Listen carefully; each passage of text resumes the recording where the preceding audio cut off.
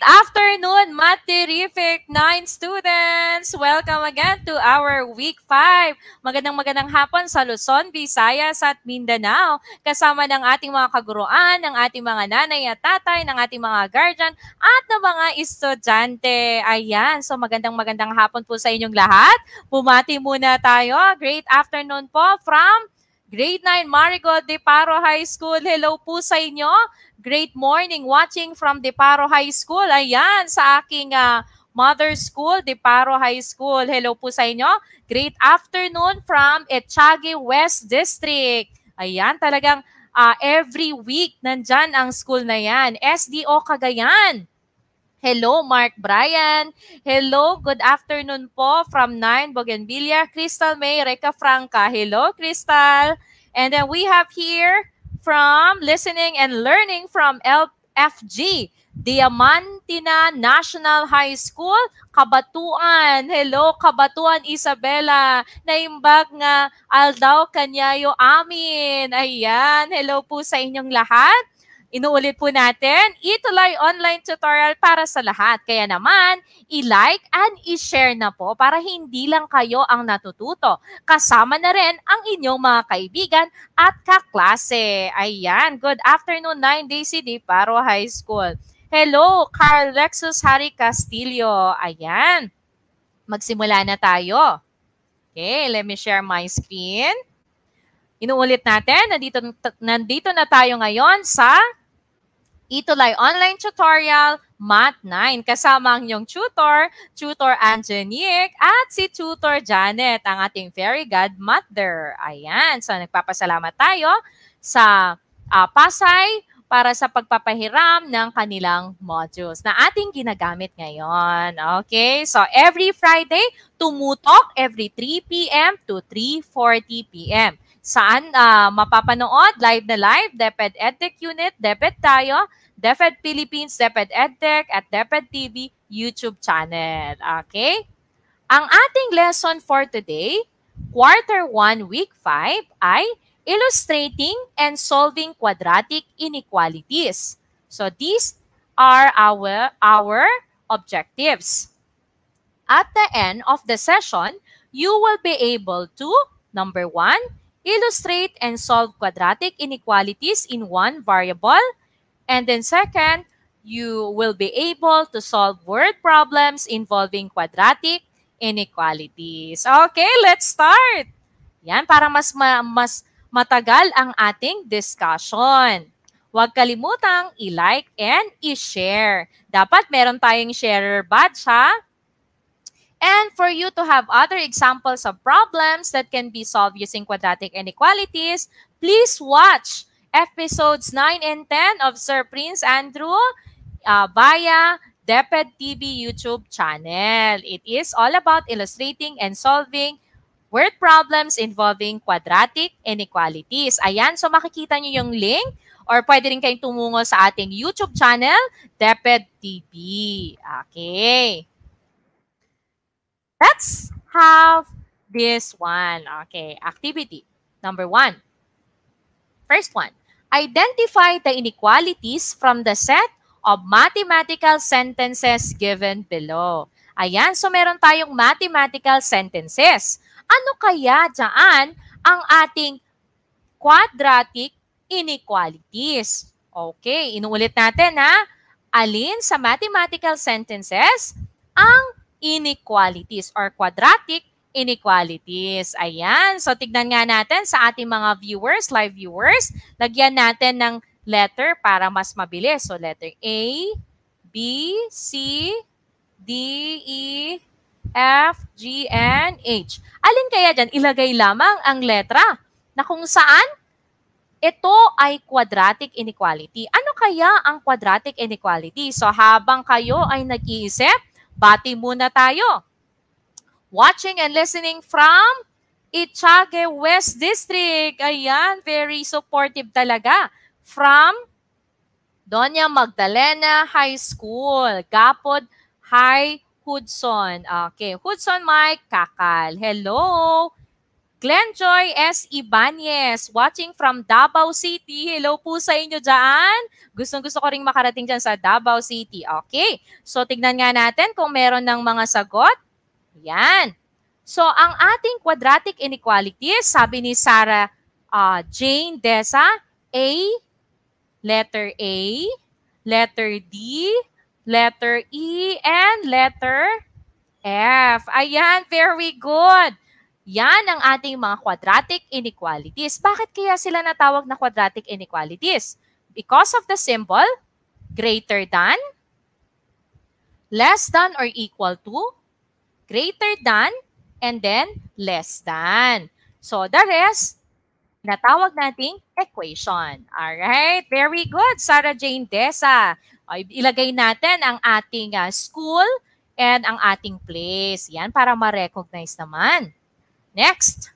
So, tandaan, when you say quadratic inequality, it is an inequality that contains a polynomial of degree 2 and can be written in any of the following forms. Tandaan, pag sinabi mong quadratic inequality, hindi lang dapat may symbol.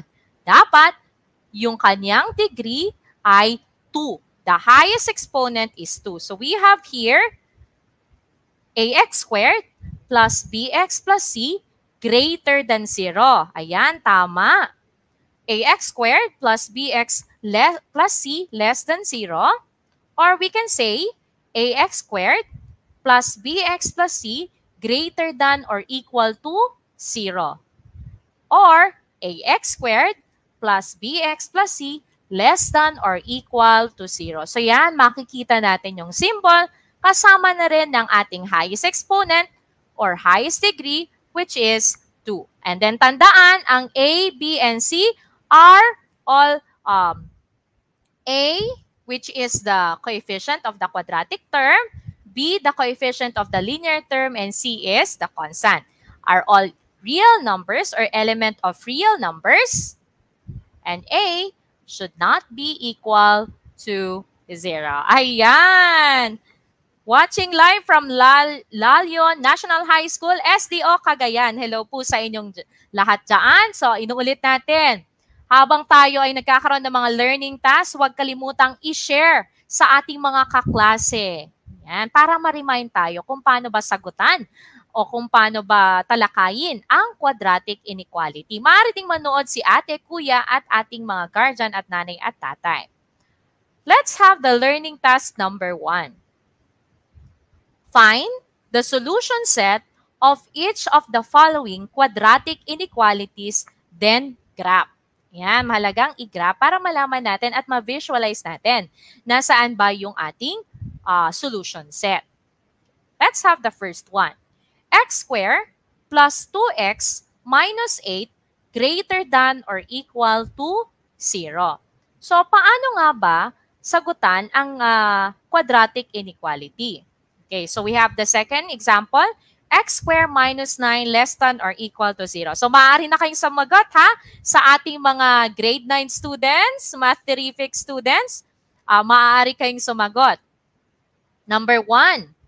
Ayan. Okay, first, let's convert or let's use quadratic equation to solve the values of x. Yan. Solve the equation. Gamitin muna natin ang quadratic equation. X squared plus 2x minus 8 equals 0. Yan. So, gawin muna natin equal sign. Okay? Then, you can solve this one using factoring, quadratic formula, but the easiest way is by factoring. Yes, quadratic pa rin po tayo, Tutor Angelique. Ayan, para po tayong heart. Ayan na naman si Alexander, ano? Okay. Next, so again, we can factor. Always remember, if it's negative 8, and then ang middle term natin ay positive 2, then hanap tayo ng factors na kung saan ang sum ay positive 2. So we have positive 4 times negative 2. Ayan. So tinuro na natin last time. Nire-review lang natin. So the factors are quantity x plus 4 times quantity x minus 2 equals 0. Yan. Next. So, we can solve the values of x using zero product property. So, ano ang value ng x? We have -4 and +2. Pero hindi dyan nagtatapos. Kailangan nating i-test yung values. Hindi mo pwedeng sabihin kaagad that the values of x is greater than or equal to -4. Di ba? Hindi po pwede kaagad yan. Or x is greater than or equal to +2. We should test. Kinakailangan nating i-test yan. Okay? Ayan. So, ito yung first step, ha? Ano yung first step? Solve the values of x using the concept of solving quadratic equation. Yan. Next. After that, you plot the points corresponding to -4 and 2 on the number line. At natin. So, we have here -4. Ayan, x is less than or equal to -4 po pala. Ayan, sumasagot na kagad sila. Very good, oh. Alexander na naman. Yan, Alexander Florante. X is less than or equal to -4 and x is greater than or equal to 2. Aba, na-check niya na kagad, ha? Plot the points. So, we have here -4 and +2. And then, these two numbers, -4 and 2, divide the number line into 3 regions. So, meron tayong 3 regions. We have here the first region. Okay. And then, the second region, itong nasa gitna, no? From -infinity until -4. Okay. Or we can say, pwede nating itest yung between -infinity to -4. -4, between -4 until +2. And then between +2 and +infinity. So, meron tayong 3 region. Okay, sandali. Yan. So, palitan lang natin ng color, yung gitna. Ayan. So, ito naman yung pangatlong region. Okay? So, inuulit natin, kailangan nating i-test. Okay? Kung ano nga ba yung solution set. So, ititest natin dito sa left side, sa gitna, at dun sa right side. Pipili lang tayo ng numbers less than -4, between -4 and 2, and greater than +2. Okay? So, the 3 intervals are, sa paggawa ng interval, laging tatandaan, you have to go in the left side, middle, and in the right side. Yan. So, ito yung interval. Tandaan, hindi po pwedeng greater than x is greater than -infinity but less than or equal to -4. No? Dahil hindi included si -infinity. Okay. Next, we also have x is greater than -4 but less than +2. Ayan. Alright.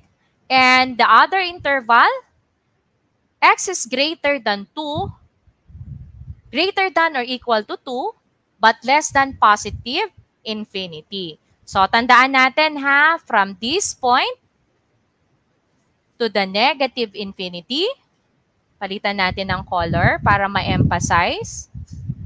And then 4 until 2, so in between lang yan. Yan, dito tayo. So, I hope naiintindihan. Actually, meron na. Tama si Tutor Angenique. Yan, dapat itest ng maigi para sure na sure tayo. Ayan, tama talaga, no? Yan, wag yung kalimutang i-share din sa ating mga kapwa grade 9 students. And then we have here, x is greater than or equal to +2. Dapat hindi tayo mag-overlap dyan. Ayan, so lagyan natin ng ibang color. Okay, mula dito, color ko ha, para hindi mag-overlap. Papunta doon. Yan. So, ibig sabihin ng arrow, going to +infinity hanggang walang hanggan, no? Dapat positive. Ayan. So, iti-test natin yung 3 regions na yan. Alin ba dyan ang kasama sa solution set? So, to see whether the inequality x squared plus 2x minus 8 greater than or equal to 0 is true or false in each region, kinakailangan nating i-test. Yan. You should have a test point from each region and substitute its value for x in the inequality. Okay. So, yan. Watching and listening from Echage West District. Yan. Tama. Yan. Next, to see whether the inequality, so titignan natin ha. Let's start with the first region. Ano ba yung first region natin? So we have here negative infinity, between negative infinity until negative 4. Yan. So, negative infinity, lagay natin. Okay. Okay. So, x is greater than negative infinity but less than or equal to negative 4. So, yan yung ating first test point. Anong gagawin, teacher? You will find a number between this interval and then substitute its value for x in the inequality. And then, if the quadratic inequality is true, then it is included in our solution set. So, for example, pwede natin gamitin si negative 5. Okay, say for example, negative 5. So, I will substitute negative 5 to the quadratic inequality. Ayan, sabi nga ni Sarah Jane, nakukuha na talaga nila. Pero para naman sa iba at maintindihan nila kung paano gawin ito. So, for our first interval, let's substitute negative 5 square plus 2 times negative 5. Yan. Minus 8 greater than or equal to 0. Now, negative 5, square of negative 5 is positive 25. Positive 2 times negative 5 is negative 10. Minus 8 greater than or equal to 0. So, as you can see, 25 minus 10 is 15. Minus 8, that is 7, right? Okay. So, is the statement here true? Yes, it is true. So, if that is true, then therefore, it is included. So, ibig sabihin, kasama to. Huwag kalimutan na, kasama pala itong first interval. Ayan. Next. Let's go to the second interval. Say, for example, 0. Alam niyo, ang pinakamadaling i-substitute 0. Diba? Bakit kayo? Baka mamaya may hugot kayo. Wait lang ha, pag-aralan muna natin to. Mas madaling i-substitute si 0. Okay. Nandito na tayo sa second interval. So, we have here 0 square plus 2 times 0 minus 8 greater than or equal to 0. Okay, the square of 0, 0. 2 times 0, that's still 0. And then, minus 8 greater than or equal to 0. So, as we can see, we can cancel the 0 already. 0 plus 0 is nothing. So, we have here negative 8 greater than or equal to 0. Now, is the statement true? Tama ba yung statement? Hello, watching from Kalayaan National High School, grade 9 Magnesium. Hello po, Mika Ella. Yan, tama ba yan? No, it's not true. Negative 8 is never greater than or equal to 0 because it is less than, right? It is supposed to be less than 0. So, this statement is wrong. And so, ibig sabihin, hindi included yung middle, no? Yung ating second interval. Ngayon, tignan natin yung third interval. Yan. So, in the third interval, pwede nating include si 3, si 4, and then si 5. So, say for example, we include 3. We use 3. Okay, let's substitute. So, 3 square plus 2 times 3 minus 8 greater than or equal to 0. Square of 3, that's 9. 2 times 3, that's 6. Minus 8 greater than or equal to 0. So, always remember, you have to review the PEMDAS because in PEMDAS, you go from left to right. So, dapat laging left to right. If it's only addition and subtraction, you go from left to right. So, 9 plus 6, 15. Minus 8, that is 7. So, is the statement true or false? That is true. So, it means that, anong ibig sabihin yan? Ibig sabihin, yung first interval at yung last interval o yung third interval ay included sa ating solution set. Ayan. 'Di ba? So, tandaan ha, we will not include the middle one, no? The second interval. So, anong ating solution set? Pwede nating sabihin, dahil patungo naman from negative 4, papuntang negative infinity, walang hanggang negatives. We start with positive 2 and then walang hanggang positives. So, ibig sabihin, pwede nating sabihin x is less than or equal to negative 4. Okay? Or x is greater than or equal to positive 2. Ayan. So, ganun lamang. So, the solution set, as you can see, x is less than or equal to negative 4 or x is greater than or equal to positive 2. Yan, very good. Ang galing naman, may nakalagay. Meron ditong nakapaglagay ng greater than, less than, or equal to negative 4, no? Ayan, sabi ni Sarah Jane, long press mo lang po. Yan. Very good. Princess. Okay. Alexander. Yan. Okay. Great job ang ating mga cuties. So, inuulit natin paki-share sa ating mga grade 9 classmates. Alright. Para naman sa ating second example, tawagin naman natin si Fairy Godmother. Hello, Fairy Godmother. Yan. Tingnan nga natin for the next example. Okay. So, inuulit natin tandaan ang first step.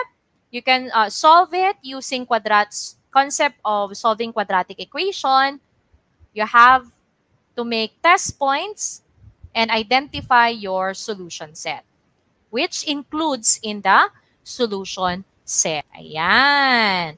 Alright. So, tawagin nga natin si Tutor Janet. Okay. Ang ating Fairy Godmother. Hello, Fairy Godmother. Ayan.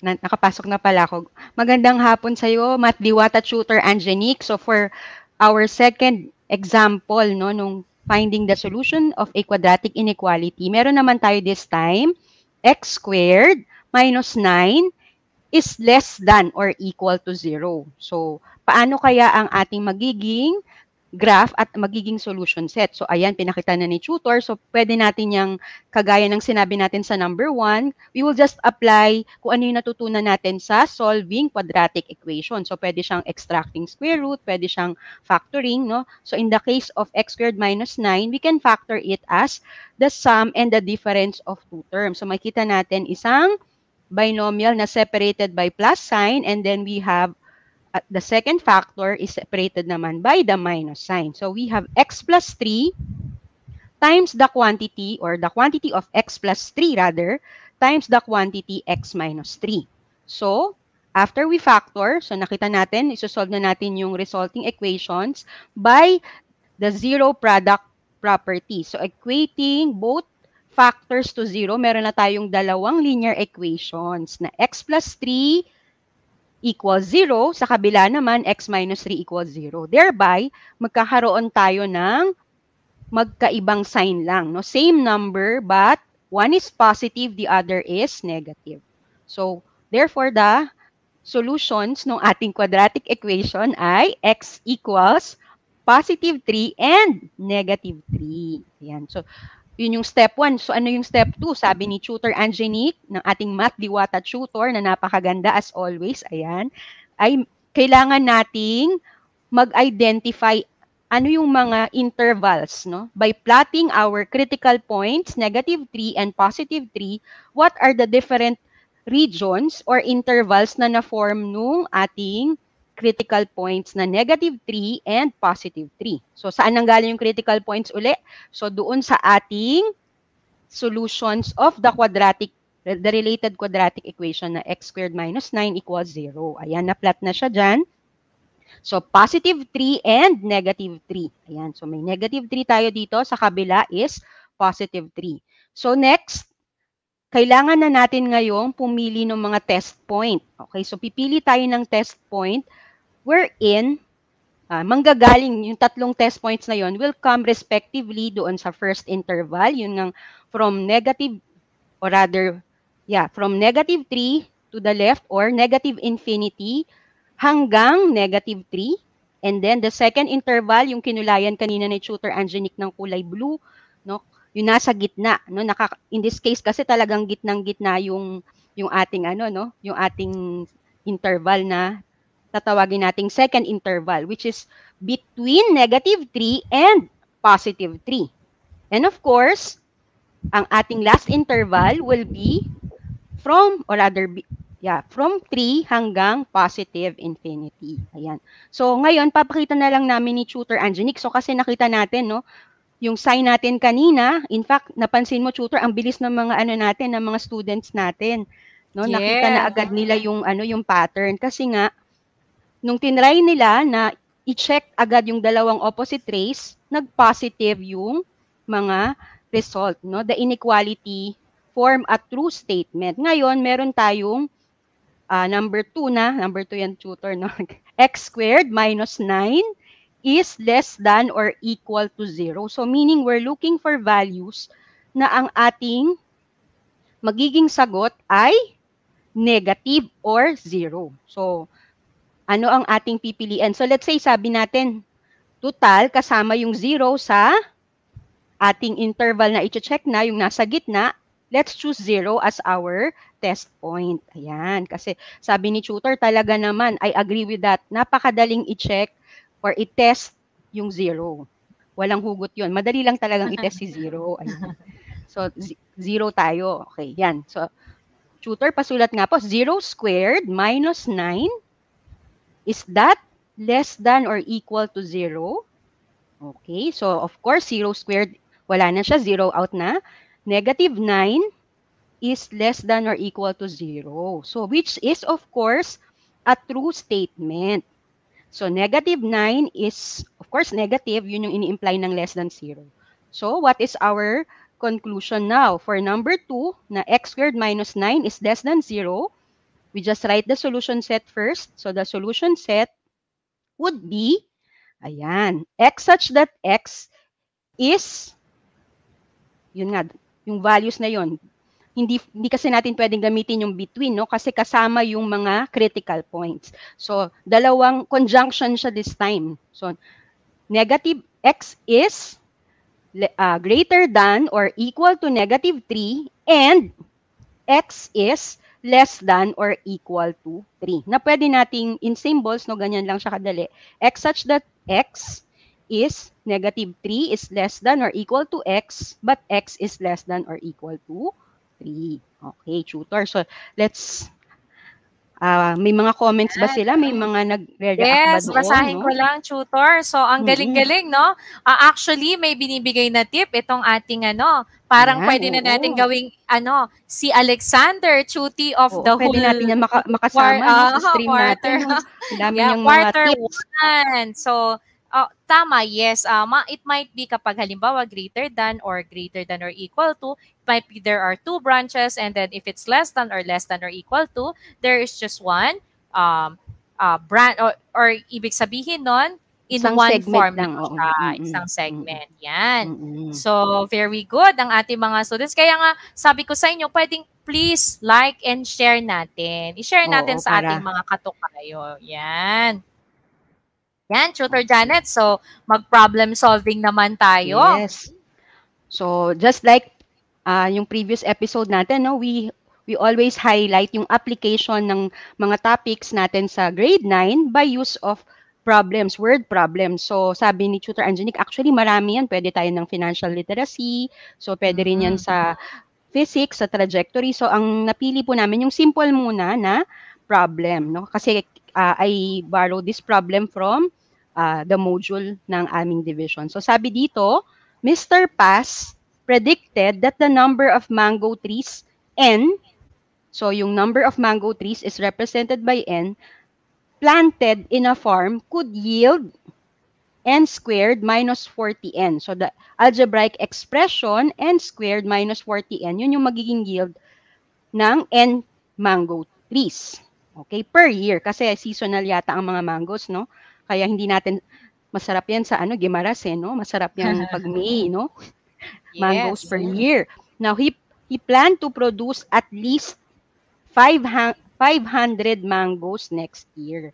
So, si Mr. Paz, yung farm niya, by means of researching, nalaman niya na merong pattern, no? N squared minus 40n, yung yield for a year. So, ang kailangan niya for the coming year, 2022, so syempre, nagpo-project na sila, getting ready for 2022, kailangan daw 500, ano ba 500 mangoes next year. Okay, so ang tanong, so dalawang question to, task kasi to tutor. So una muna, hanapin natin yung mathematical sentence that would represent the possible number of mango trees that Mr. Paz must have in his farm para ma-achieve niya yung goal na 500 mangoes. Okay, so this problem involves quadratic inequality. Bakit? Kasi nga, hinahanapan natin ng solution set. So, meaning hindi lang, unlike sa quadratic equation na normally isa lang ang kailangan nating sagot, no? Especially that it's a real-life problem, so we always delve into the positive value for the variable. So, dito, this is a possible set of values that will help him achieve yung kanyang goal na minimum. Okay, so pinapasok ko na tutor yung word na at least. So pwede natin siyang, yan, nag-prepare na ako dito. At least is always associated with minimum. So hinahanap natin lagi yung minimum value. Okay? So kaya, pansinin ninyo, pag minimum, ano bang ibang English word for minimum, tutor? Meron ba? Kasi ayan. Sa Tagalog, tutor, sa Tagalog, para mas maintindihan. Yan. Okay, pinakamaliit. So, hindi pwedeng bababa doon. So, 'di ba? Kaya gumamit tayo ng symbol na greater than or equal to. So, pag at least you are looking for the minimum number of trees that Mr. Paz would have to include dun sa kanyang, or itanim dun sa kanyang farm. Ayan. Kaya, ang naging quadratic inequality natin, working quadratic inequality is, ibinabalang natin yung formula na n squared minus 40n and place the correct inequality symbol greater than or equal to the least na kailangan, which is 500. Ayan. So, tinan na natin, tutor, no? Ano ba yung next question? Ayan, meron palang Q, no? Sabi dyan, pwede naman yung n squared minus 40n is less than or equal to 500. But since meron tayong follow-up question, we can actually rewrite our working inequality na n squared minus 40n is greater than or equal to 500 into the standard form. So, yung binigay ni tutor Angenique sa text box kanina, yung text box kanina, no? Text box. Text box kanina na merong less than, greater than or equal to, less than or equal to. So, kailangan, kung isosolve natin siya, normally, ang go-to naman natin ay factoring. So, we have to write it into that form. So, pwede nating sabihin na another way to write n squared minus 40n is greater than or equal to 500 is yung nakita nyo doon sa ilalim. No, n squared minus 40n is minus 500 is greater than or equal to 0. Ayan, nagmamadali na kami ni tutor. Ayan, next. Ano na tutor? Yan. So, may follow-up question. Ayan. No? Ngayon, alam na natin. Sige, tutor, pakibasa nga yung next question. Ayan. So, alam na po natin yung ating mathematical sentence. Okay. Then, let's solve. How many mango trees? So, Mr. Paz predicted that the number of mango trees and planted in a farm could yield n squared minus 40n mangoes per year. He planned to produce at least 500 mangoes next year. So, inulit natin, n squared minus 40n, okay, minus 500 is greater than or equal to kasi to 0. Yan. So, how many mango trees? So, kailangan na nating isolve. Ilan kaya? Yes. Ayan. Na hindi bababa sa 500. So, solving the inequality, katulad po ng ginawa natin kanina. Yes. Ayan. Oo. So, tutor, ang ginawa, let's get the values Critical of point. x. Oo. Okay, critical points using solving the quadratic equation. Yan. So, we have here n squared minus 40n minus 500 equals 0. Actually, ang Zero. bilis na tutor, di ba? Kasi Oo. 500, no? Ang galing 50. i-factor. Ang galing Oo. i-factor. So, we have here 50. So, dahil negative 500, tapos Oo, negative kailangan. yung gitna. Magkaiba yung So, sign, no? Yes. So, we have here negative 50 times positive. Positive 10. Okay. Ayan. So, So, manipulating, no? Makukuha natin, tutor. Sa basahin ko na, tutor, no? Nandiyan na. Yes Nakita po. nila na meron tayong dalawang critical points. So, one is positive, which is 50, and the other is n equals negative 10. So, sabi natin, ano ba ang nire-represent ng n? So, it represent the number of mango trees doon sa problem. So, number. So, should we accept the solution? That would include negative 10, no? Meaning from negative infinity hanggang sa negative 10. Isasama kaya natin yung tutor? Okay, tingnan natin sa next slide, no? Anong dapat lang ang ating, oo. So sabi nakuha ni Alexander yung tamang factor. Yes, very good. Pero ginamit niya x. So, of course, you have the freedom to use the variable naman x. Okay. Ayan na, tutor. Okay. So, anong sabi natin dyan? So, we have here, actually, the value of n is 50 and negative 10. Yes. However, disregarding the interval that includes negative, bakit nga ba dinidisregard natin yung negative values? So, the solution will be n greater than or equal to 50. Kasi nga, wala namang negative na trees, di ba? Number of trees. Wala namang negative number of trees. So, dapat counting numbers lang. No? Starting from 50, 51, and so on. So, what is our answer sentence? So, syempre, problem solving yan. So, I think meron tayong, tandang-tanda ko yan, meron tayong pinupuri na tutor, no? Parang ka-partner, katandem yun ni Alexander. Oo, si Alexandra, yung si Alexandra. Sumagot talagang, complete sentence. Therefore, Mr. Papaz, should plant at least 50 trees. Okay, yan yung ating final answer. Alright. Sabi nga ni Alexander, wala naman pong sense na isagot mo ang negative 10 apples ang sagot o magtanim ka ng negative 10. So, kailangan positive lang. Sige, tutor. Ayan. Okay, so tutor, ano na tayo? Evaluation para sa ating mga math terrific learners.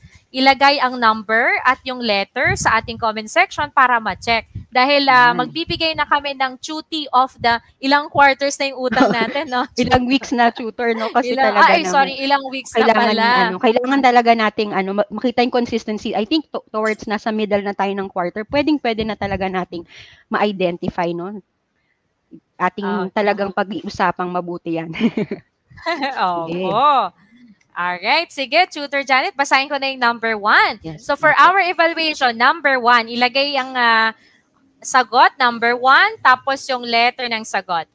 Choose the letter that corresponds to the choice which you think best answers the question. Number 1, which of the following problems models a quadratic inequality? Okay, is it letter A? The length of a wall is 8 more than the width. Find dimensions which will ensure that the area is less than 40 square meters. Letter B, the perimeter of a square is 4S. If its area is 64 square units, how long is a side of the square? Or letter C, the cost of each pen is 8 pesos and 50 centavos. How many pens can be bought by? Ayan, 850 pesos. Okay, so at the count of 5, tignan natin. May sumagot na, may nagsasagot na, tutor, no? Talaga naman, nakakatuwa ang ating mga grade 9 tuties. Alam ko, grade 9 yan si Isabella. Oo. Yan. Pati sige, mag-countdown na ako, tutor. Oo. 5. Ayan, sige. 5, 4, 3, 2, and 1. Ayan, humabol si Crystal, tsaka si Princess. Ayan, humabol si Hananika. At ayan yung mga estudyante ko din, tutor. No, puro magagaling talaga ang mga taga Deparo High School, Deparo High School. Siyempre, Yes. ikaw ang tutor nila, ikaw rin ang teacher nila talaga naman, tutor. Yan. O from where kaya din yung iba? Sila Alexander. So ang tamang sagot, tama po. It's letter A. Ayan. Sige po, next na tayo agad. Tutor Janet? Okay. So, dito naman sa number 2, kung kanina verbal, hinanap mo yung concept ng quadratic inequality sa number 2, which of the following actual mathematical sentences is an example of a quadratic inequality? So, is it A, 14 is equal to B times the quantity 2B minus 3? Or is it B, no? Dalawang variable, 2A plus 3B is less than 10? Or is it C, dalawang binomial, 2b plus 4, or the quantity 2b plus 4 times the quantity b plus 2 is equal to 7 squared. So, quadratic, 7 squared. And then, the last letter is D, b squared minus 2b all over 2 is less than or equal to 40. Ayan, ang bilis ni Ignacio. Okay. Okay, meron na rin po silang sagot, tutor. Si Ma'am Zara Jane, no? Tinatry ko rin yung binigay na tip ni Ma'am Sarah Jane. Pwede pala yun, maglalagay ka ng may bar sa ilalim by just long press. Okay. Ayan po. So, actually, marami nang sumasagot. Si Princess Divine, Angela Rafael. Very good. Isabella. Tignan natin. Letter D. Ay, di na ako nag-count. Pero ayan, nagmamadali na tayo, tutor. Kasi talaga naman nag-agree silang lahat. So, malinaw na achieve natin yung first objective na i-illustrate na nila talaga. Alin sa mga yan ang quadratic inequality. Okay, next. Alright. Okay, number 3. A rectangular box is filled with dice. Each die has a volume of 1 cubic centimeters. 1 cubic centimeter. The length of the box is 3 cm greater than its width, and its height is 5 cm. Suppose the box holds at most 140 dice. Which of the following inequalities would represent the formula to find possible lengths and widths for this box in simplest form? In simplest form, no, Tutor Janet? Tsaka careful sila dun sa gagamitin nila kung less than or equal to ba or greater than or equal to. Kasi yan, ina-highlight na ni tutor, at most. So, we're looking for maximum. So, pag sinabing maximum, baliktad yan nung kanina, no? Kanina yung minimum, hindi bababa. Ito naman, hindi lalampas. Okay, dapat ang ma-occupy na space ay hindi lalampas sa 140 dice. Okay. So, pero ang tinatanong kasi ay in simplest form. Ayan, sa number 3. Ayan, nagsusolve pa sila kasi ilo-lowest term nila yung kanilang quadratic inequality sa number 3, no? Pero ayan, ang bilis na naman ni Ignacio. Siya yung mukhang talagang nagsusolve, may hawak siyang pen and paper. Although hindi naman talaga mahabang solve, no? Ayan, marami na sila. Ayan, nakikilala ka na din yung mga ibang student, Tutor Janet. Okay, from from West District, yon. And then, Kalayaan, West Itague District. And then, Deparo High School. Si Crystal May at saka si Hannah Nika. Ayan, kabisado ka na ang ating mga students.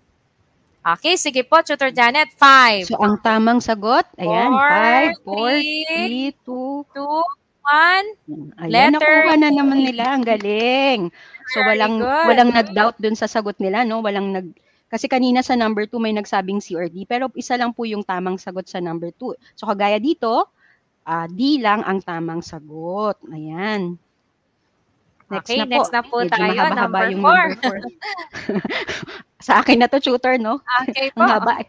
Kian, yan, si Crush Kian, shot an arrow straight upward with an initial velocity of 96 meter per second from an altitude of 20 meters.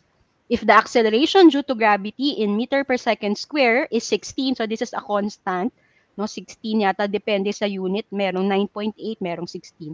So 16, and 1 is to find the time that elapsed after it was released, shall it reach a height of more than 100 meter per second. Which of the following mathematical sentences models this? Okay, so kung mapapansin ninyo, meron tayong iba-ibang klase ng mathematical sentences sa choices. Pero take note, no, kailangan tama yung ating pagpa-plug in because we're following a formula sa trajectory, no? Alam ko kung ang ating direct ay nakikinig sa atin, alam niya yung equation na yan, no? So physics, -1/2 depende sa sa angle. -1/2 vt squared plus v sub ot plus the initial height. So h sub o is the initial height. So alin dyan yung tamang equation or inequality? Okay, so sabi, what mathematical sentence model this? Okay, letter A, 16t squared minus 96t plus 20 is greater than 100. Or is it B, -16t squared plus 96t plus 20 is greater than or equal to 100? Or C, -16t squared plus 96t plus 20 is greater than 100. So, ang pagkakaiba ng B sa C, ito ay may or equal to. Sa letter C, -16t squared plus 96t plus 20 is greater than 100 lang. And of course, letter D is -16t squared plus 16t is equal to 120. So, i-highlight natin, tutor. More than, no? Sabi dyan, no? Okay, dapat more than 100 meter per second. Okay, ito po. So, ano ang tamang? Following that formula for physics, no? -16t squared. -16t squared is a constant due to gravity plus initial velocity plus initial height should be more than 100 meter per second. Ayan. So, may mga sumasagot pa rin sa number 3, no? Pero sa number 4, wala pa po tayo. Oo, no? Ayan, nag-fusion. Ayan, baka nagkakamali lang po sila ng number. So, number 4 po tayo. Oo, tingnan po natin, no? Okay, so letter C, sabi ni Ma'am Zara Jane. Okay. Si Isabella, ang sabi niya A. Tayo? Oo. Ayan. Alright, sige, tutor, count na po tayo. 5, 4, 3, 2, 1. Okay, ang tamang sagot po ay letter C, nabigay ni Ma'am Zara Jane. Kasi nga po, ito ay negative. So, negative talaga. You will have to follow the formula, no? So, -16t squared plus plug in lang 96 yung initial velocity times t plus 20 is greater than 100. That is the correct quadratic inequality, or that's the correct mathematical sentence that will explain the problem. Okay, let's go to the last question. Tutor, yes, ito na, last na.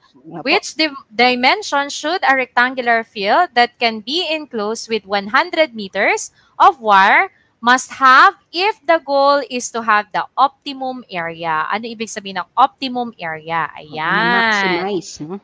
Yan. Tama, tutor. So, actually, maraming ways to solve this one. Katulad nung kaninang ginawa namin. Yes. Ang dami. Pero actually, yung iba naman, tutor, no? Kumbaga, merong trial and error na. Pwede naman po yun. Or, actually, no, so, may mga talagang mga fast learner tayo, alam na agad nila, ano kayang klaseng figure, or, di pala figure, ano kayang klaseng shape? Visualize na. Oo. Para yan ay ma-maximize. Yung 100 meters. Okay. So, siguro, tutor, no? Kasi ituturo rin natin yan pagdating natin ng quadratic function, no? Para magandang problem na isosolve din natin yung mga ganyan. May ganong case na mina-maximize or you're finding the maximum, no? So, pakita na natin yung tamang sagot. Okay, it's letter B. Ayan. 625 square meter ang magiging maximum area because yun ay pag-aaralan nga natin, no? Hangin muna tayo doon. Ay, nagsagot naman si Isabella May. Sabi niya, okay, humabol sila. So, tutor, ayan, congratulate natin ang ating mga active grade 9 tuties, pati na rin si Ma'am Sarah Jane, no, nakikisali sa ating pagsagot. No? Ayan, maraming okay, thank you so much sa ating mga Math Terrific 9 students. Inulit po namin every Friday ang ating Matalino Day, 3 p.m. to 3:40 p.m. So, tutukan lamang po tayo sa DepEd EdTech Unit. Ayan, maraming salamat po. Thank you so much. So, abangan po natin si Tutor, sila Tutor Abhil, and Tutor Ruel. Ayan. Yes.